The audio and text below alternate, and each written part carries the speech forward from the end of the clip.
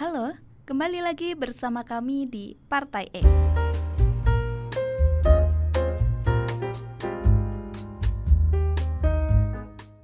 Pemerintah Indonesia sudah di luar nalar. Pernah nggak sih kalian ngerasa kayak hidup di negeri yang kejadiannya makin hari makin di luar nalar? Satu sisi, kita dibilang negara berkembang yang katanya menuju Indonesia Emas 2045. Tapi di sisi lain, rakyatnya masih harus rebutan bantuan sosial, harga kebutuhan pokok naik terus, dan utang negara makin numpuk. Ketika kebijakan publik lebih sering terlihat seperti dagelan, ketika keputusan penting diambil tanpa logika yang kuat, kita wajib bertanya, kok bisa pemerintahan berjalan seperti ini? Apakah pemerintah kita benar-benar gak tahu dampak dari kebijakan yang mereka buat, atau justru mereka tahu persis tapi mengandalkan ketidaktahuan kita sebagai rakyat? Hari ini kita akan bedah, bukan cuma apa yang terjadi, tapi juga kenapa itu terjadi.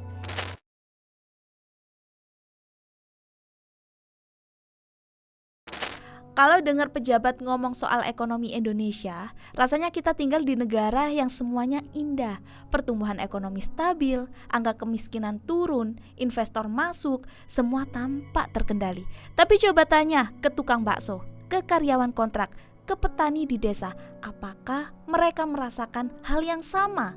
Pemerintah suka bilang ekonomi kita tumbuh di atas 5%. Tapi pertanyaannya, pertumbuhan buat siapa? Karena kenyataannya daya beli masyarakat makin lemah, harga barang pokok naik, dan lapangan kerja formal makin sempit. Pengangguran terbuka masih tinggi, banyak anak muda jadi pengangguran terselubung, kerja serabutan tapi gak cukup buat hidup layak. Tapi semua ini dibungkus dengan narasi ekonomi Indonesia baik-baik saja. Lalu kita lihat, uang negara digelontorkan ke proyek-proyek besar yang katanya simbol kemajuan. Tapi rakyatnya masih mikirin besok makan apa. Bandara dibangun di tempat yang gak ada penumpang, jalan tol dibuka, tapi yang bisa pakai cuma yang punya mobil. Proyek-proyek mercusuar ini seolah jadi panggung pencitraan. Bukan berarti kita anti pembangunan, tapi kalau pembangunan itu cuma bisa dinikmati segelintir orang, lalu rakyat kecil dibiarkan bertahan hidup sendiri, itu bukan kemajuan, itu ilusi kemajuan. Dan semua ini dibiayai oleh utang. Utang yang katanya produktif, tapi kalau nggak ada dampak nyata ke rakyat, apakah itu benar-benar produktif? Atau kita sedang menggali lubang yang dalam dan berharap nanti anak cucu kita bisa keluar sendiri?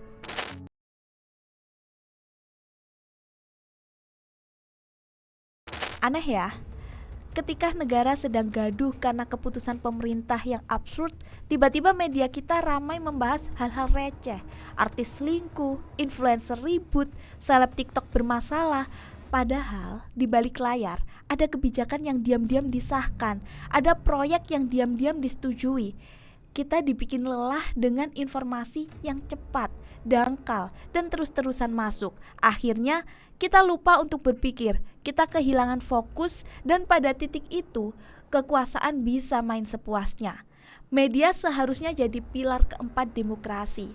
Tapi sekarang banyak yang berubah fungsi, dari alat kontrol kekuasaan jadi alat pengalihan.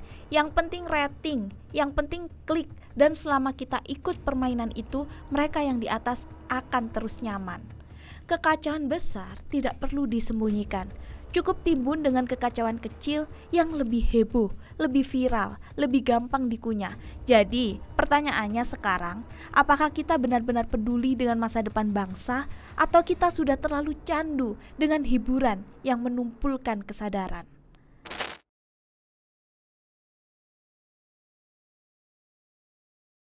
Di negeri ini, hukum itu ibarat pisau. Tapi bukan pisau keadilan, melainkan pisau yang cuma tajam ke bawah dan tumpul ke atas.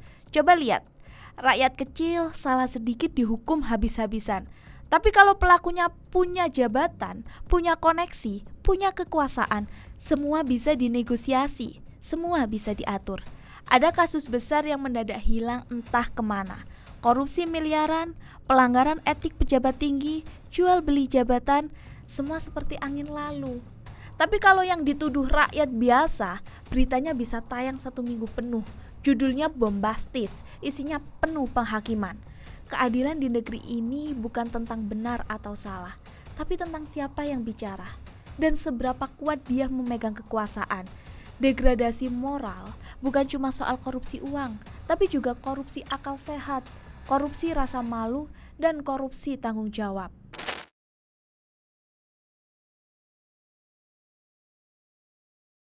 Dulu, satu kebijakan ngawur bisa memicu gelombang protes. Tapi sekarang, bahkan saat pemerintah bikin keputusan yang jelas-jelas merugikan rakyat, responnya nyaris tidak ada. Diam, sepi, seolah semuanya biasa saja. Apakah kita mulai takut? Atau sudah terlalu lelah? Atau jangan-jangan kita sudah terbiasa hidup dalam kegilaan? Fenomena ini punya nama learned helplessness.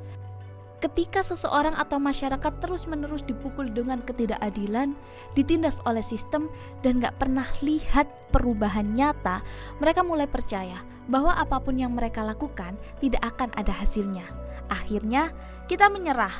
Bukan karena kita tidak peduli, tapi karena kita merasa tidak punya daya, tidak punya pilihan. Dan yang lebih mengerikan, kita mulai menganggap semua ini normal, dan inilah yang berbahaya.